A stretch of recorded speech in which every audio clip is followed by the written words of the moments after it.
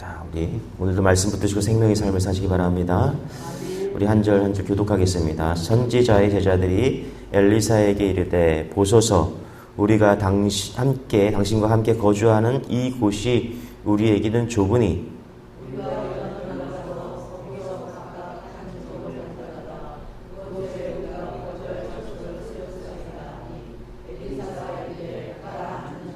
그 하나가 이르되 청하건대 당신도 종들과 함께 하소서 하니 엘리사가 이르되 내가 가리라 하고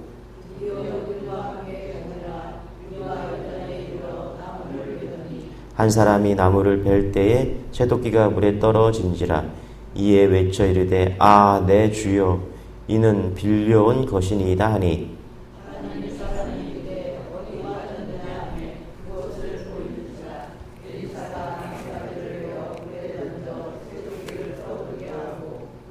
같이 시작. 이르되 너는 그것을 잡으라 하니 그 사람이 손을 내밀어 그것을 집이라. 그죠? 아멘. 자, 1절만 다시 한번 읽어볼게요. 시작. 선지자의 제자들이 엘리사에게 이르되 보소서 우리가 당신과 함께 거주하는 이 곳이 우리에게는 좁으니. 자, 선지자의 제자들이 엘리사에게 말한 거죠. 그렇죠?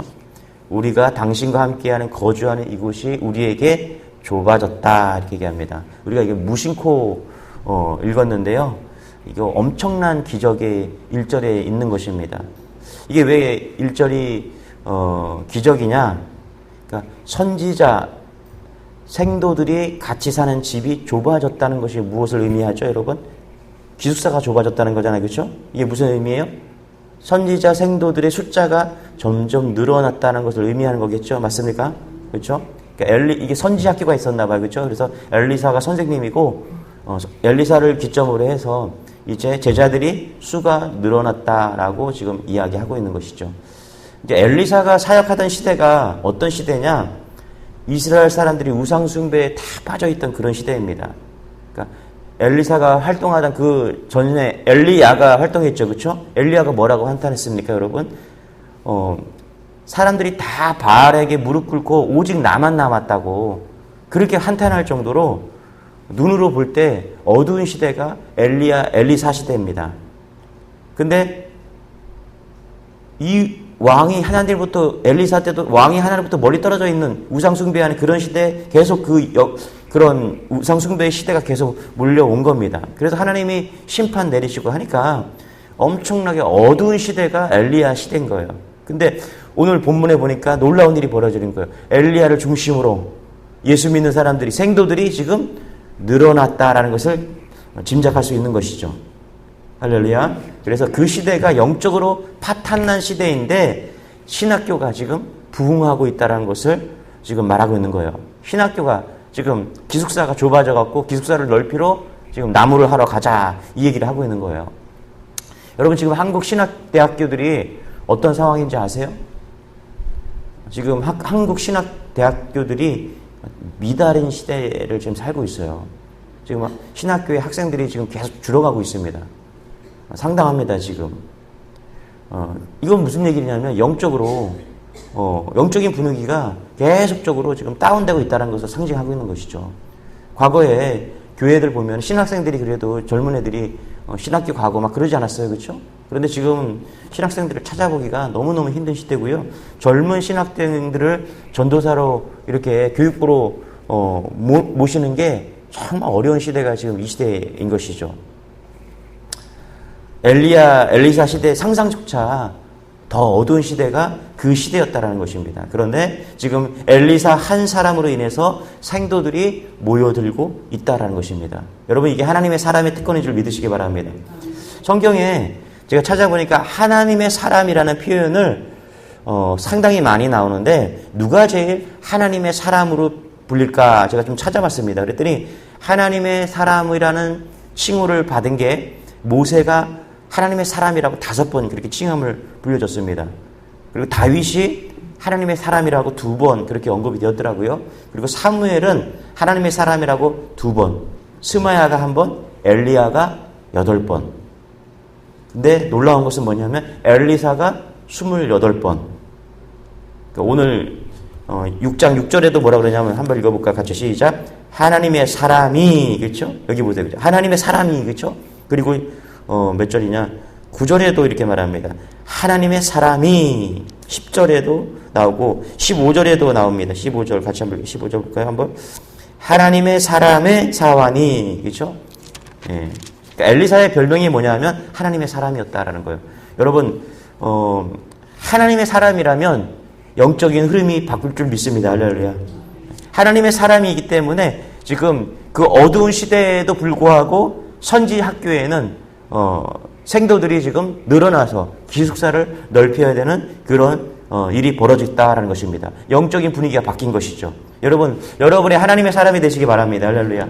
예, 제가 자랑하는 건 아닌데 제가 첫 사역을 나갔는데 전도사로 첫 사역을 나갔는데 뭐 집이 멀어서 이제 교회 근처에 이제 방을 하나 잡고 뭐 저는 결혼을 안 했기 때문에 할 일이 없으니까 새벽 예배 끝나고 교회에서 이제 책 보고 그 다음에 큐티하고 9시 반 출근을 하잖아요. 다들요. 교육자들이. 그러면 이제 9시 돼서 사무실 청소하고 막 그렇게 하기 시작했어요. 그랬더니 제가 이제 아침에 집에 안 가고 새벽 예배 끝나고 집에 안 가고 사무실에서 책 보고 큐티한다는 소문이 교회에 퍼지면서 교육자들도 3개월 만에 다 한 8시 정도 출근 시간이 빨라진 거예요. 그래야 교회에 와갖고 목사들이 전도사들이 다 같이 큐티하고 막 이런 일이 교회에서 벌어진 겁니다.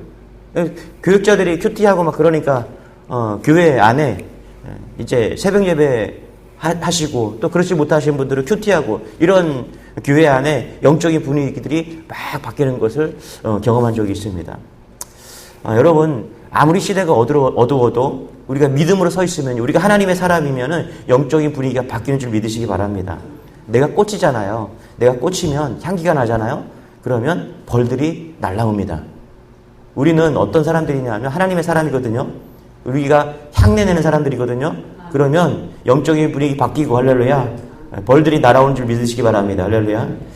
이제 기숙사가 좁아졌어요. 그래서 생도들이 말하는 거예요. 가서 우리 나무를 구하다가 기숙사를 좀 넓힙시다.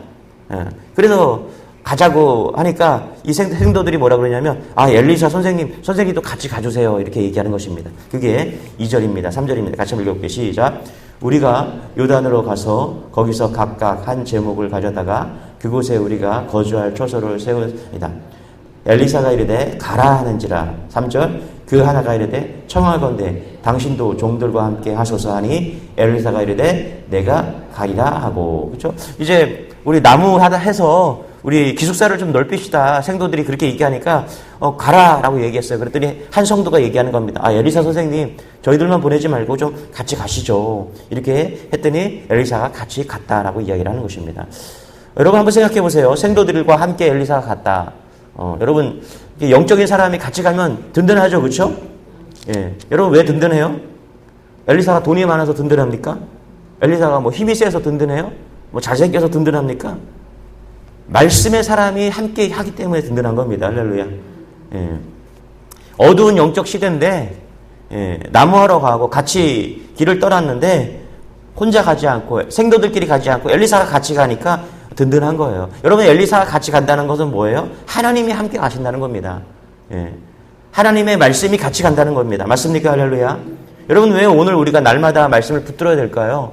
든든한 인생이 되기 위해서 해야 될 일은 뭐냐면 말씀을 붙드는 거예요. 할렐루야. 예. 엘리사와 같이 간다는 것은 하나님이 함께 가신다는 거고요. 엘리사가 같이 간다는 것은 하나님의 말씀이 같이 간다는 것입니다. 그러니 얼마나 생존들이 든든하겠어요. 여러분 우리도 말씀 따라 든든한 인생 되시기 바랍니다. 예, 우리의 힘으로 우리 능력으로 사는 것이 아니라 오늘도 말씀 붙드는 거예요. 말씀 붙드는 것은 뭐냐 하면 하나님을 붙드는 것이죠. 하나님을 붙드는 인생은 반드시 든든한 인생 될 줄 믿습니다. 할렐루야. 우리가 어딜 가든지 무엇을 하든지 말씀을 붙들고 가면 하나님이 우리와 함께 하셔서 우리를 보호해 주시고 인도해 주신다는 사실을 믿는 여러분 되시길 바랍니다. 할렐루야. 4절 5절입니다. 같이 읽겠습니다. 시작. 드디어 그들과 함께 가니라. 무리가 요단에 이르러 나무를 베더니 한 사람이 나무를 벨 때에 쇠도끼가 물에 떨어진지라. 이에 외쳐 이르되 내 주여 이는 빌려온 것이니이다 하니. 그렇죠? 이제 나무를 하러 가서 한 생도가 나무를 하다가 도끼를 물에 빠뜨리는 거예요. 당시에 이 도끼가 철기로 된 것이기 때문에 되게 소중한 것이겠죠. 그래서 빌려온 도끼다. 그래서 어찌하면 좋겠습니까, 선생님? 도끼가 물에 빠졌으니까. 6절에 뭐라 그러냐면 이렇게 말합니다. 같이 읽어볼게요. 시작. 하나님의 사람이 이르되 어디 빠졌느냐 하매 그곳을 보이는지라. 그러니까 엘리사가 어디서 빠졌는데? 라고 물으니까 그 생도가 엘리사에게 저기에 빠졌습니다. 라고 이야기를 하고 있는 것이죠. 저쪽에 도끼가 빠졌습니다. 여러분, 우리 인생이 이렇게 도끼가 물에 빠질 수가 있어요. 그렇죠? 우리가 인생을 살다 보면 어떤 문제로 인해서 마치 도끼가 물에 빠지듯이 우리 인생이 물에 빠질 수 있죠. 그렇죠? 어려움을 당할 수가 있다는 거예요. 그런데 도끼가 물에 빠졌을 때 우리가 어떻게 해야 되느냐? 그곳을 찾아야 돼요. 빠진 그곳으로 가야 됩니다. 맞습니까? 할렐루야. 우리가 기도하고 도끼가 우리의 인생이 물에 빠졌을 때 어디로 가야 되느냐? 그 빠진 곳으로 가야 된다는 것이죠. 원인이 있는 곳으로, 그 시발점으로 다시 가야 된다는 거예요. 여러분은 어떠실지 모르겠지만 저는 이제 물건이나 핸드폰을 잘 잃어버려요. 저희 사모도 핸드폰이나 물건을 잘 잃어버리더라고요. 우리는 원래 잘 안 잃어버리는 사람인데 애가 셋이다 보니까 정신이 없어요. 애가 셋이다 보니까 정신이 이상해지고, 그죠? 그러니까 뭐 집값, 핸드폰 이런 거 정말 수시로 잃어버립니다. 차키, 이어폰, 요즘에 이어폰이 아이팟으로 나오잖아요. 귀에 딱 꽂는 거 나오잖아요. 그렇죠? 이건 뭐 엄청 잘 잃어버려요. 수시로 잃어버리는데, 여러분, 근데 잃어버리는 것만 잘하는 게 아니라 찾는 것도 기가 막히게 찾습니다. 그럼 어떻게 찾냐? 여러분, 어떻게 찾으세요? 잃어버린 그곳으로 찾으러 가는 거예요. 내가 왔던 곳으로 다시 돌아가는 거예요. 이해되세요? 다시 내가 지나온 동선으로 다시 돌아가는 거예요. 그러면 거의 90% 이상 찾습니다. 예. 여러분, 우리가 인생을 살다 보면 도끼가 물에 빠지거든요. 근데 그 도끼가 어디서 어떻게 빠졌든가 원인을 찾아가야 돼요. 여러분, 원인을 찾아 하나님께 물으시기 바랍니다. 할렐루야. 예. 하나님, 내가 물어야 돼. 하나님께. 하나님, 내가 왜 지금 내 인생이 이렇게 물에 빠졌습니까? 내 도끼가 물에 빠졌는데 하나님, 내 인생이 왜 물에 빠졌습니까? 원인을 찾아 하나님께 물어야 돼요. 그래야지 하나님께서 말씀해 주시는 것입니다. 내가 어디서 잘못했는지, 내가 어디서 교만했는지, 내가 어디서 하나님을 떠났는지, 여러분, 그 원인을 찾아 하나님께 물어야 됩니다. 거기에 해답이 있는 줄 믿으시기 바랍니다. 할렐루야. 6절입니다. 같이 읽겠습니다. 시작. 하나님의 사람이 이르되 어디 빠졌느냐 하매 그곳을 보이는지라. 엘리사가 나뭇가지를 베어 물에 던져 쇠도끼를 떠오르게 하고. 아멘. 그렇죠? 엘리사가 나뭇가지를 베어서 물에 던지니까 도끼가 떠올랐다. 제가 오늘 말씀을 읽으면서 묵상하면서 무슨 우리 우화 중에서 왜 금도끼, 은도끼, 선녀와 나무꾼 그런 이야기 있잖아요. 그렇죠? 그 도끼 이야기가 생각이 나더라고요. 생각해 봤어요. 왜 하나님이 이런 우화 같은 기적 이야기를 여기에 썼을까? 저는 이런 생각을 좀 해봤습니다. 여러분, 생도들이 지금 신학생들이잖아요. 그렇죠? 신학생들이기 때문에 엘리사가 하나님이 어떤 분인가를 가르치기 위해서 이런 우화 같은 기적을 지금 생도들에게 보여주고 있다. 여러분, 신학생들은 특별한 사람들이잖아요. 그래도 그렇죠? 그러니까 잘 가르쳐야 되잖아요. 그렇죠? 그러니까 하나님은 이런 도끼도 찾아주시는 분이시다. 이런 거를 지금 가르쳐주기 위해서 이런 기적을 보여주고 있는 것은 아닐까. 제가 신학교 때 교수님들이 정말 잘 가르치기 위해서 하나님이 어떻게 역사하시는가 그런 이야기도 많이 해주시고 또 그런 기적들을 많이 보여주셨습니다. 교수님들이나 제가 신학생 때 교수님들이나 선배 목사님들이 신학생들에게 정말 많이 가르쳐주고 보여주는 거예요. 왜요? 잘 가르쳐줘야 되기 때문에, 신학생들이기 때문에. 여러분, 물에 이 빠진 도끼 사건은요, 어찌 보면 어설프고 우화 같은 그런 이야기 같지 않습니까? 우리나라 이솝우화에 나올 것 같은 그런 이야기라고 생각해요. 여러분, 근데도 하나님은 이렇게 세밀하게 이 신학생들에게 하나님이 어떠한 분인가를 보여주기 위해서 지금 이런 일을 보여주고 있다는 것입니다. 도끼 사건을 보여주고 있다는 거예요. 여러분, 하나님은 이렇게 세밀한 분인 줄 믿으시기 바랍니다. 하나님은 그래서 훈련시키기 위해서 이런 아주 사건들을 보여주고 있다라고요. 여러분 초신자 때 여러분 역사가 많이 나타나는 이유가 여러분 이런 거예요. 왜요? 초신자니까 영혼이 귀하잖아요. 그렇죠? 그러니까 믿어야 되기 때문에 초신자 때 하나님이 많은 기적들을 보여주신다고 할 수 있는 것입니다. 저도 지금도 하나님의 은혜가 참 감사하지만 제가 이제 목사가 될 때까지 하나님이 그 훈련 기간 동안 정말 여러 가지 기적들을 많이 보여주신 것 같습니다. 왜 보여주냐? 믿으라는 거예요.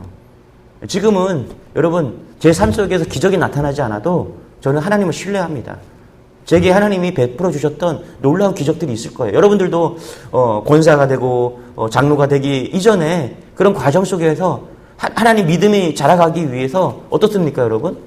하나님이 기적도 보여주시잖아요. 그렇죠? 여러분 삶 속에 역사하셨을 것입니다. 저 삶도 마찬가지예요.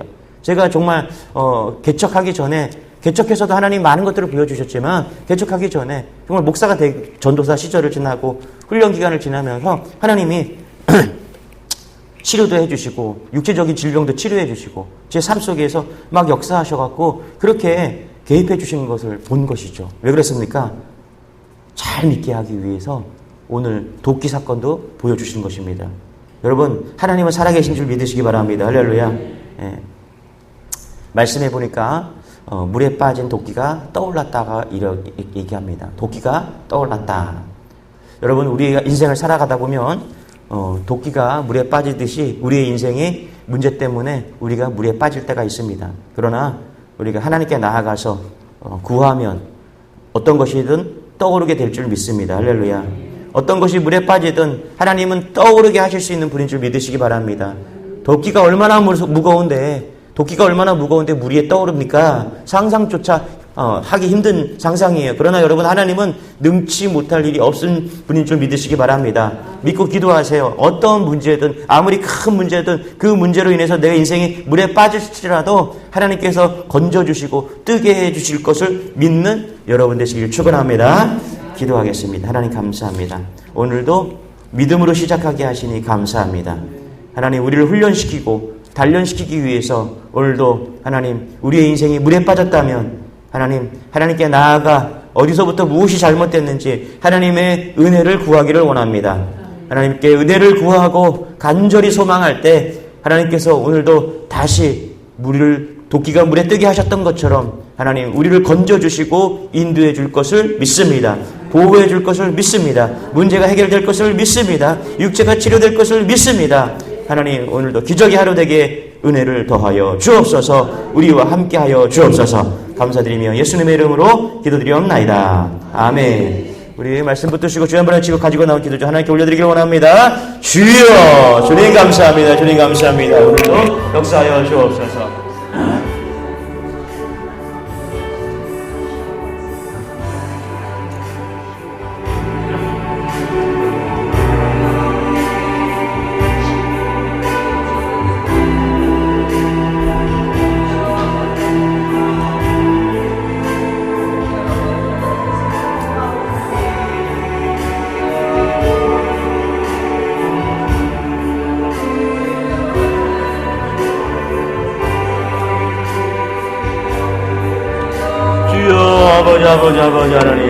아버지 하나님 우리를 붙잡아 주옵소서.